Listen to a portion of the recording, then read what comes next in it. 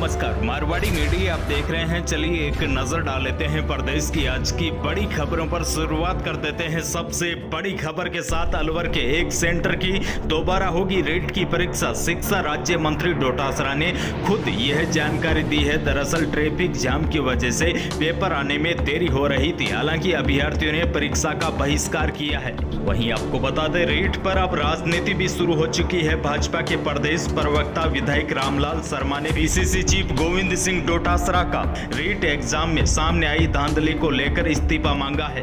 भाजपा प्रवक्ता ने कहा है कि जिस तरह मुन्ना भाइयों ने स्टूडेंट की मेहनत पर पानी फेरने का काम किया है, उस गलती को बतौर शिक्षा मंत्री स्वीकार करना डोटासरा की जिम्मेदारी बनती है और इसी आधार पर उन्हें त्याग पत्र देना चाहिए। और देश की दूसरी बड़ी खबर, गांधी जयंती के दिन 2 अक्टूबर से गहलोत सरकार प्रशासन गाँव के संग अभियान शुरू करने जा रही है।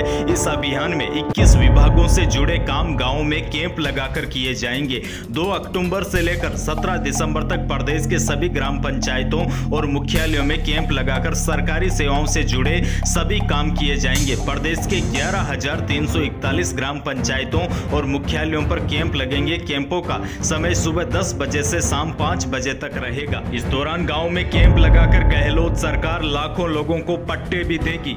एक और बड़ी अपडेट, प्रशासन गांव व शहरों के संग अभियान के दौरान घरेलू और कृषि उपभोक्ताओं को राहत देने के लिए विद्युत वितरण निगमों द्वारा MNST योजना लागू की है। इसके तहत 31 मार्च 2021 को बकाया मूल राशि का एकमुश्त भुगतान करने पर कृषि उपभोक्ताओं को 100% और घरेलू उपभोक्ताओं को 50% पेनल्टी की छूट दी जाएगी। डिस्कॉम अध्यक्ष भास्कर ए सावंत ने सोमवार को एक बयान जारी करके बताया है कि यह योजना उन उपभोक्ताओं के लिए है जिनके बिजली बिल लंबित होने के कारण पेनल्टी की राशि काफी अधिक बढ़ चुकी है। उन्होंने बताया है कि कोविड-19 के समय उत्पन्न स्थितियों को देखते हुए कृषि और घरेलू के नियमित विद्युत संबंध विच्छेद उपभोक्ताओं को बकाया राशि जमा करवाने के लिए प्रेरित करने के लिए अभियान के दौरान इस योजना को 17 दिसंबर 2021 तक लागू करने का निर्णय लिया गया है। देखिए, आसान भाषा में समझिए, आपका बिजली का बिल बकाया है। यदि 31 मार्च 2021 को मूल बकाया राशि का एक मुश्त भुगतान करने पर कृषि उपभोक्ताओं को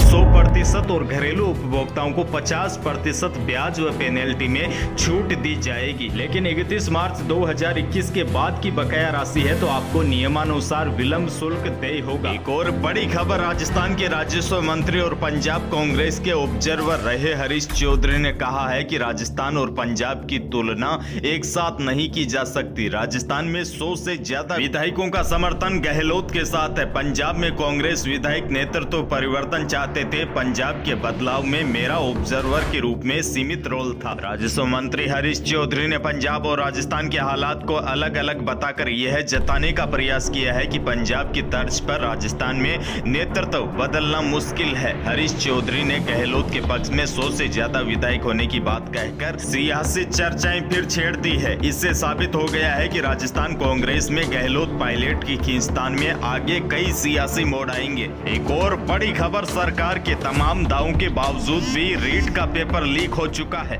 बेशक सरकार यह न माने कि पेपर लीक नहीं हुआ है, पर सच यह है कि परीक्षा शुरू होने से 1.5 घंटे पहले गंगापुर सिटी में कांस्टेबल के मोबाइल पर पेपर पहुंच गया था, जिसकी पत्नी एग्जाम दे रही थी। कमजोर सरकारी सिस्टम का खामियाजा अब राज्य के लाखों युवाओं को भुगतना पड़ेगा। रीट परीक्षा में कमजोर सिस्टम और सरकारी लापरवाही का नजारा एक बार फिर सामने आया है। सरकार के तमाम दावों के बावजूद पेपर लीक हो चुका है। एक और बड़ी अपडेट, राजस्व मंत्री हरीश चौधरी ने कहा है कि अब किसान खेतों में बने अपने मकानों पर भी लोन ले सकेगा। इसके लिए राजस्थान भू राजस्व अधिनियम के नियमों में बदलाव किया जा रहा है। उन्होंने कहा है कि किसानों और ग्रामीणों के पास अस्थायी तौर पर बड़े प्लाट होते हैं जिनका स्वामित्व उनके पास कब्जे के तौर पर होता है, लेकिन नियमों में उनका स्वामित्व नहीं होता। ऐसे में उस जमीन की खातेदारी भी किसान या ग्रामीण के पास नहीं होती, लेकिन अब उस मकान का स्वामित्व किसान को मिल जाएगा। हरीश चौधरी ने कहा है कि खेत में अगर आवास होते हैं तो उन पर बैंकों का लोन नहीं मिलता था, लेकिन अब जब किसानों को खेत में बने मकानों के पट्टे मिल जाएंगे तो उन्हें लोन भी मिलना शुरू हो जाएगा। प्रदेश के मौसम को लेकर बड़ी अपडेट। सोमवार को दिन भर तेज उमस और गर्मी के बाद दोपहर बाद पश्चिमी राजस्थान के कई जिलों में अचानक मौसम पलट गया। बाड़मेर,